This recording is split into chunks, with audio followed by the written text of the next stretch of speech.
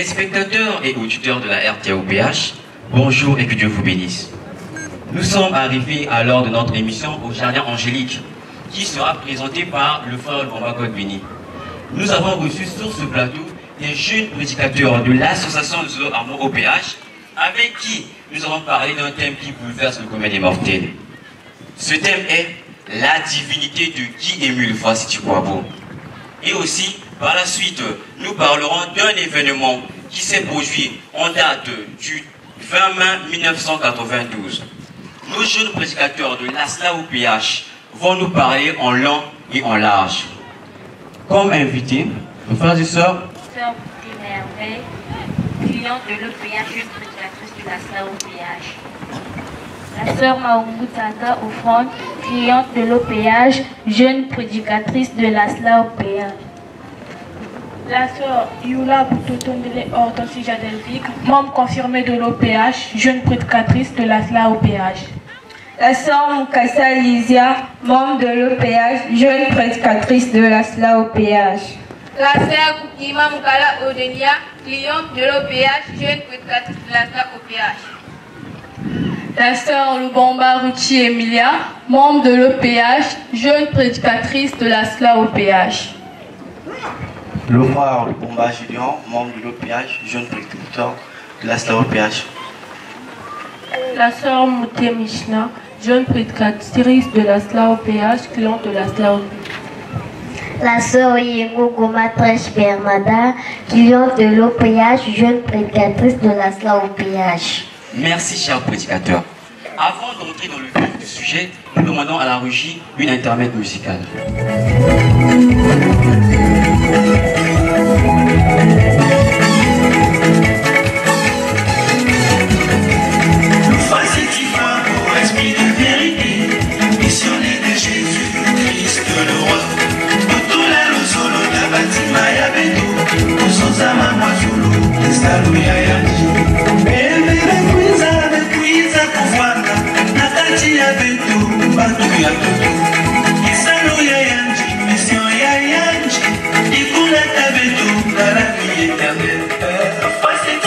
Nous disions tantôt que nous parlerons de la divinité de Guy-Émile Foix-Sitikwabo, avec des signes qui certifient qu'il est Dieu. Alors, pouvez-vous nous définir le concept de divinité, Sœur Moukassa Lysia? Merci, monsieur le journaliste, pour la parole accordée. Le concept divinité veut dire un être divin ou la nature divine. La divinité de Dieu est la manifestation de l'éternel Dieu lui-même. Cette manifestation s'opère en trois personnes divines, le Père, le Fils et le Saint-Esprit. Comme il est écrit dans Jean 10, le verset 30. Moi et le Père, nous sommes un. Et dans Colossiens 1, le verset 15, il est écrit, il est l'image du Dieu invisible. Ces deux passages bibliques nous montrent que Jésus-Christ est véritablement Dieu. Souvenons-nous qu'avant de repartir chez son Père, Jésus nous laisse une promesse, celle de revenir sous forme du Saint-Esprit.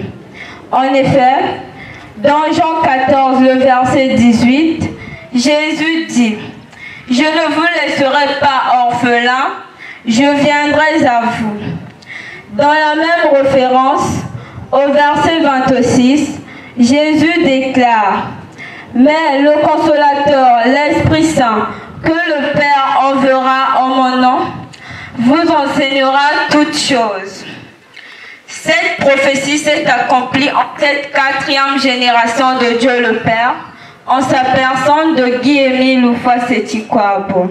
Dans la divinité, il y a trois personnes bien distinctes à savoir, le Père, le Fils et le Saint-Esprit. Ces trois êtres divins sont donc créateurs de l'univers et de l'humanité. Dieu dit, faisons l'homme à notre image et à notre ressemblance. Genèse 1, le verset 26. Le grand mystère est que ces trois personnes sont un et indivisibles. Donc Dieu unique. J'en ai fini, monsieur le journaliste. Dans les propos que vous venez de dire, vous dites que Guy Émile Faure-Situkwabo est l'Esprit Saint, l'Esprit de vérité. La Bible nous enseigne que Dieu est esprit, donc l'esprit ne peut être vu des hommes. Qu'en pensez-vous, Sœur Yula Boutoudou? Merci, monsieur le journaliste.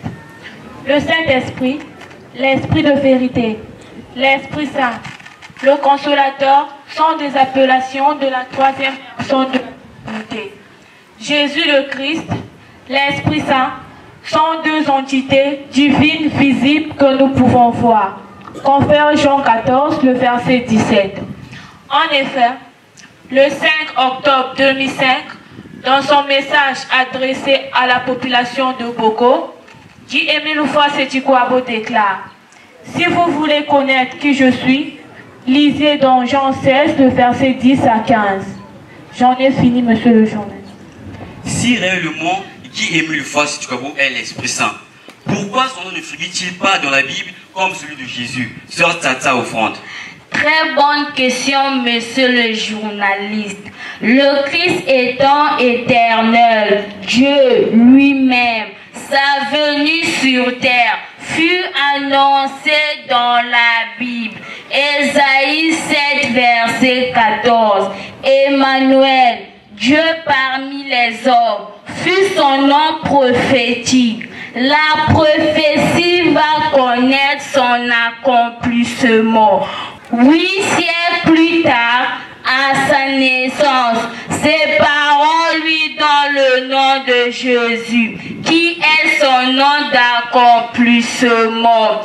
Jean 14, verset 16 à 18. Et son nom d'accomplissement est Faure-Situkwabo. Mais quelle signification donnez-vous à ce nom Faure-Situkwabo, qui pour vous est son nom d'accomplissement? Merci, monsieur le journaliste.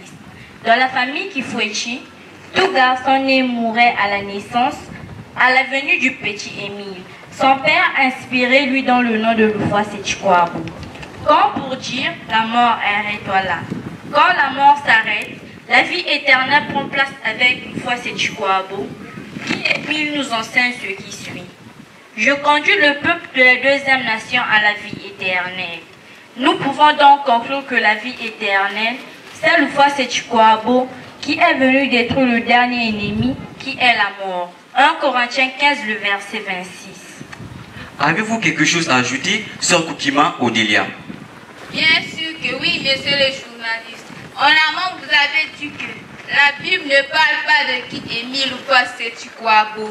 Tenez le verset d'Ésaïe 9, 5 à 6, nous montre que Jésus est Dieu. Par contre, la belle écriture d'Apocalypse 12, 1 à 6, parle de Faure-Situkwabo. L'enfantement de cet enfant, dont la maman enceinte se trouvait dans le soleil, prouvait qu'il s'agit d'une naissance mystérieuse et miraculeuse, car le soleil est un attribut de Dieu. Dieu est en lumière.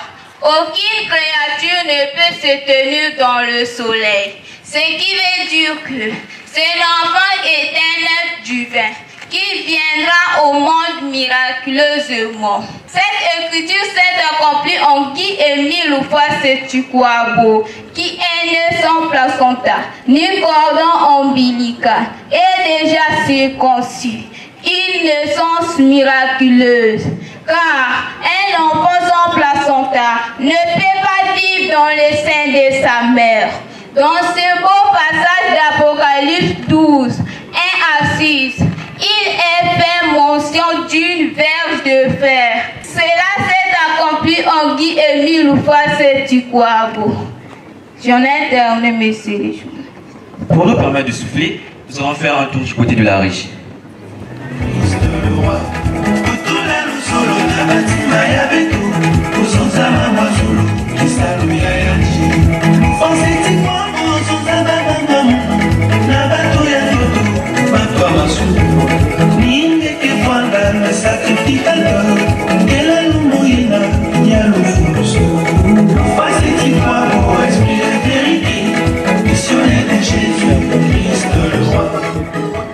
De retour sur ce plateau de la RTOPH où nous sommes en train de parler de la divinité de Guy Émile Faure-Situkwabo. Chers prédicateurs de l'Asla au péage, je sais que vous n'avez pas encore vu des ventes subsidiaires.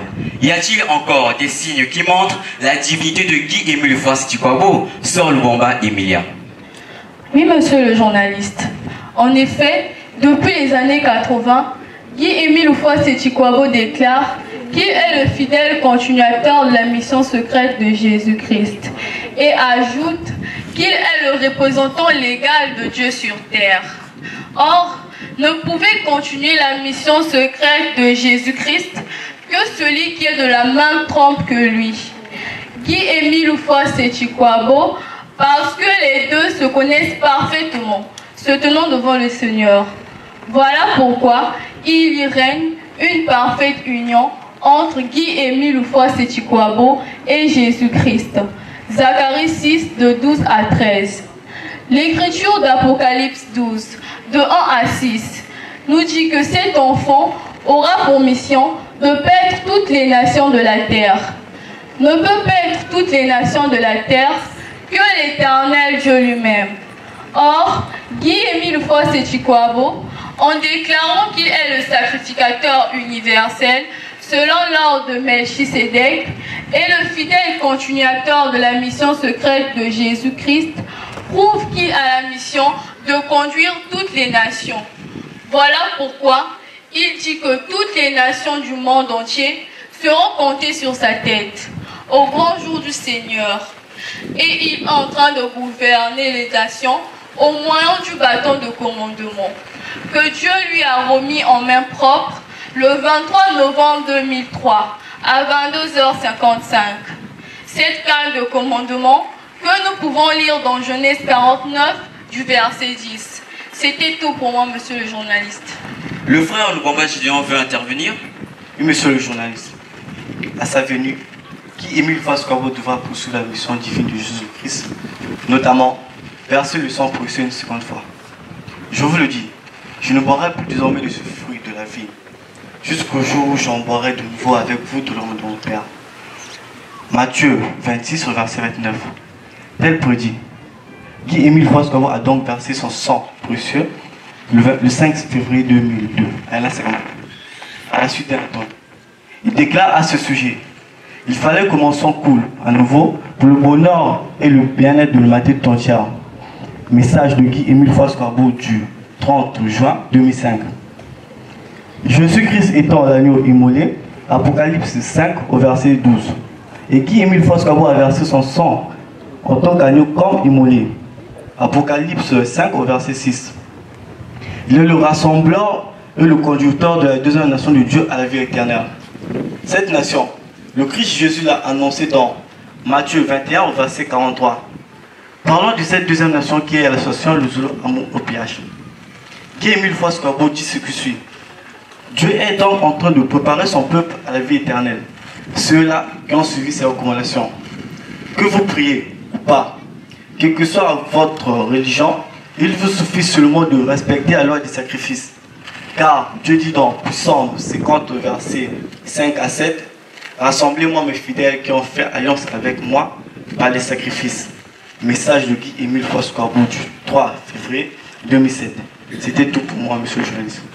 La sœur Moutier Merveille veut faire un compliment. Oui, monsieur le journaliste. Guy-Émile nous a révélé que de la création à nos jours, le monde compte 4 générations spirituelles. Première génération, c'est des patriarches qui va de la création au déluge de Noé. Deuxième génération, c'est des prophètes qui va du déluge de Noé à la naissance de Jésus-Christ. Troisième génération, c'est dite messianique qui va de la naissance de Jésus au 31 décembre 1999 à minuit. Quatrième génération, dite génération de Dieu le Père, qui va du 1er janvier 2000 jusqu'au grand jour du Seigneur. C'est le règne de Guy-Émile Foix-Sétiquabo, l'esprit de vérité, Dieu parmi les hommes. Monsieur le journaliste, laissez-moi vous dire qu'il n'y a que Dieu qui veut faire de telles révélations à l'humanité. Voilà tout ce que j'avais à dire. Un ajout, Sœur Eula Boutoto. Effectivement, monsieur le journaliste. En date du 5 octobre 2005, Guy-Émile Foix-Sétiquabo se révèle en déclarant ouvertement que celui dont Jésus le Christ a parlé dans Jean 16, le verset 10 à 15, qui est donc l'esprit de vérité annoncé par Jésus le Christ. L'esprit de vérité, Dieu parmi les hommes, aurait aussi pour autre mission de révéler les vérités divines de l'heure que le Christ n'avait pas révélées. J'ai encore beaucoup de choses à vous dire, mais vous ne pouvez pas le porter maintenant. Quand le Consolateur sera venu, l'Esprit de vérité, il vous conduira dans toute la vérité, car il ne parlera pas de lui-même, mais il dira tout ce qu'il aura entendu. Jean 16, le verset 12 à 13. Parmi ces vérités divines, nous pouvons citer Dieu est noir, Jésus-Christ est africain, la Bible a été écrite au Congo-Brazzaville, Adam et Ève ont été créés au Congo-Brazzaville. Vérité divine de l'heure révélée par Guy-Émile Houphouët-Séchouabo, l'esprit de vérité. Voilà tout ce que je tenais à ajouter, monsieur le juge. Eh bien, comment ne pas croire face à tous ces signes qui montrent que bien qu'un homme de la terre, Guy-Émile Houphouët-Séchouabo n'est pas un homme de la terre. Pour nous permettre de souffler, nous allons faire un tour du côté de la régie.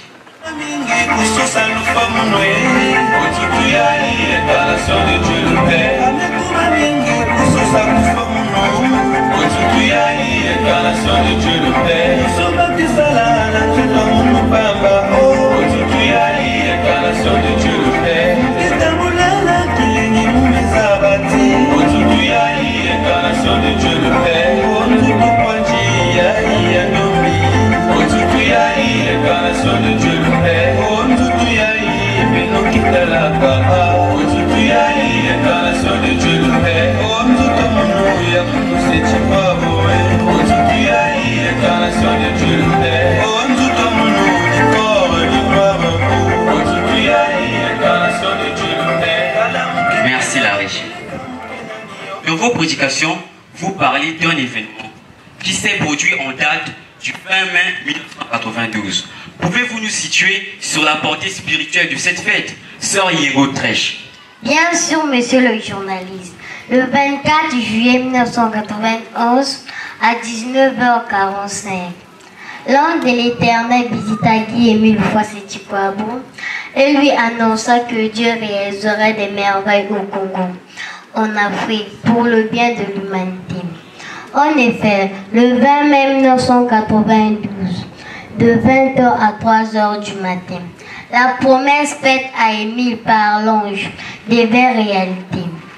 La grande et terrible lumière de Dieu, l'étoile de David, s'est descendue au mont Karikari, à Kibosiga, au Congo-Brazzaville.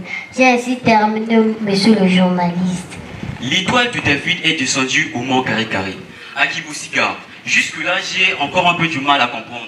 Sans doute merveille, pouvez-vous nous éclaircir davantage, s'il vous plaît? En fait, monsieur le journaliste, à la naissance de Jésus-Christ, une étoile divine part dans les cieux pour indiquer son lieu de naissance aux trois rois mages. Cette étoile était en visite et ne pouvait pas descendre pour y rester. Elle était suspendue dans le ciel. Matthieu 2, le verset. C'est donc cette même étoile qui jadis indiqua depuis les cieux le lieu de naissance d'Emmanuel en terre d'Israël, qui est venu s'implanter définitivement en terre africaine au Congo-Brazzaville. De 20h à 3h du matin, l'étoile a tourné en bout de feu, tout autour de la montagne de Karikari. Puis elle a roulé et s'est arrêtée. De par l'implantation de cette lumière, le mont Karikari est devenu la demeure trois facettes de l'Éternel. La nouvelle Jérusalem descendue des cieux, conformément à l'Apocalypse 21, de 1 à 3. J'en ai terminé, monsieur le journaliste. Attendez un peu. Pourquoi Dieu a-t-il seulement choisi une montagne dans le pôle, au Congo-Brazzaville, si vous voulez, pour implanter sa demeure trois fois sainte? Monsieur le journaliste, Ésaïe 19 du verset 19 nous dit qu'un jour, le sanctuaire de l'Éternel sera établi au centre de l'Égypte. Et ce sera un signe attestant aux Égyptiens que le Sauveur est parmi eux. Or, la Bible désigne Égypte par énigme pour montrer l'Afrique noire. Puisque Égypte, de son nom originel, Kémet, désigne le pays des Noirs. Le centre de l'Égypte n'est autre que l'Afrique centrale. Et dans cette Afrique centrale, on trouve le Congo-Brazzaville, unique pays au monde traversé par l'équateur, ligne imaginaire qui divise le globe terrestre en 2 hémisphères égaux et dont la limite centrale se situe au mont Kari-Kari. On dirait que c'est une folie, mais non, c'est la pure vérité de Dieu. Aussi, le mont Kari-Kari, Kachikachi en Congo, signifie en français « mulet des milieux, centre des centres ». C'est bien sur ce mont Kari-Kari que Dieu a implanté définitivement son royaume céleste. Et c'est en ce lieu que Dieu a prédestiné ses merveilles. Cela ne pouvait être nulle part ailleurs, sinon qu'au Congo-Brazzaville, à Kibo-Sigar, plus exactement au mont Kari-Kari, parce que c'est là qu'habite Dieu lui-même, l'esprit de vérité Guy-Émile Houphouët-Sétikwabo. Et la venue de cette lumière marque le retour définitif de Dieu au bercail. Osée 5 du verset 15, je cite, « Je m'en irai, je reviendrai dans ma demeure, jusqu'à ce qu'ils s'avouent coupables et cherchent ma face. Quand ils seront dans la détresse, ils auront recours à moi. » Voilà tout ce que je tenais à ajouter. Après avoir parlé de la portée spirituelle de cette fête, quelle est donc la conduite à tenir? Sommuté Mishnah. Monsieur le journaliste, la conduite à tenir est dictée par le grand maître de l'OPH dans la note circulaire numéro 15 du 2 décembre 1999, dans laquelle il dit: je vais revenir particulièrement sur un message qui, à mon avis, est d'une importance capitale pour les frères et sœurs, car il se réfère à la conduite que devraient adopter les frères et sœurs en Christ. Ce message, vous le savez très bien, est le suivant. Tout le monde est libéré, mais qui balaient leur maison. Pour ma part, ce travail nous interpelle à non seulement faire attention à l'enseignement, mais surtout à s'engager davantage dans ce travail métamorphose de la nature humaine. Vous comprenez bien que la date du 20 mai 1992, ou la journée du 20 mai, nous impose des nouvelles habitudes. Cette date doit être considérée comme un point de départ vers les perfectionnements constants de nos caractères et non comme une singulière date à négliger. Voilà tout ce que je tenais à dire, monsieur le journaliste. En matière de médias, l'heure c'est l'heure. Votre dernière intervention pour conclure notre entretien? En définitive, il existe bien de choses à dire sur la plénitude de la divinité de Guy-Émile Houphouët-Sétikwabo.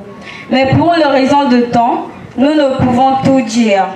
Terminons donc pour dire que le Seigneur Guy-Émile Houphouët-Sétikwabo est le Dieu qui s'est montré à ses serviteurs pour être adoré, loué, glorifié, car il est digne de louange.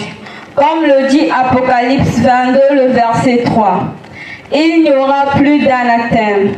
Le trône de Dieu et l'agneau sera dans la ville. Ses serviteurs le serviront et verront sa face. C'est ainsi que Guy-Émile Houphouët-Sétikwabo recommande à ses serviteurs d'aller à travers le monde, propager partout. Je suis Guy-Émile Houphouët-Sétikwabo que vous connaissez. Je suis à Kibo-Sigar CFCO. Aujourd'hui, nous sommes le 9 novembre 2003. Vous devez propager les vérités divines de l'or auprès de ceux-là qui sont encore dans l'ignorance. Allez dire que Dieu a dit qu'il habite au Congo-Brazzaville et que vous l'avez vu de vos propres yeux. Portez ce message, cette bonne nouvelle auprès de ceux-là qui ne le savent pas encore. Extrait du message du 9 novembre 2003. Voilà tout ce que je tenais à dire comme conclusion, monsieur le journaliste. Allez dire que Dieu a dit qu'il habite au Congo-Brazzaville et que vous l'avez vu de vos propres yeux. Portez ce message, cette bonne nouvelle auprès de ceux-là qui ne le savent pas encore. C'est sur cette bonne nouvelle que nous mettons fin à notre émission de ce jour.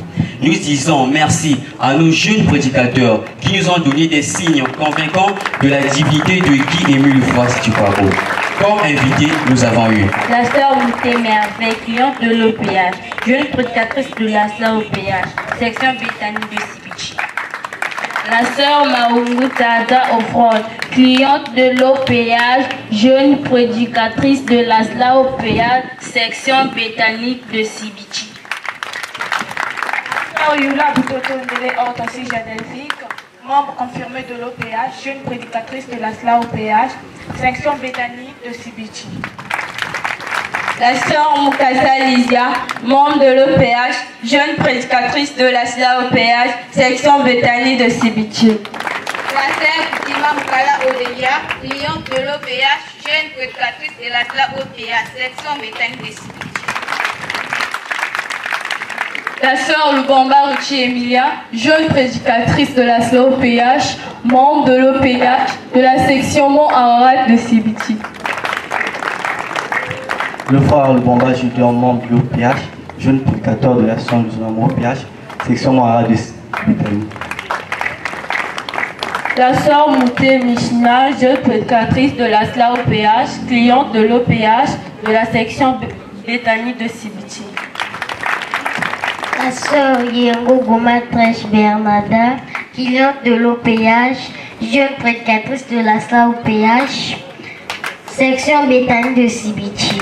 Était à la réalisation le bureau départemental de la Bébangèle, de la Lékoumou, du Niari et de la Bouenza. Devant le micro, votre frère en Christ, le frère Lubamba God Béni, jeune prédicateur de l'association Zoé Amour, journaliste qui vous dit au revoir et à la prochaine fois.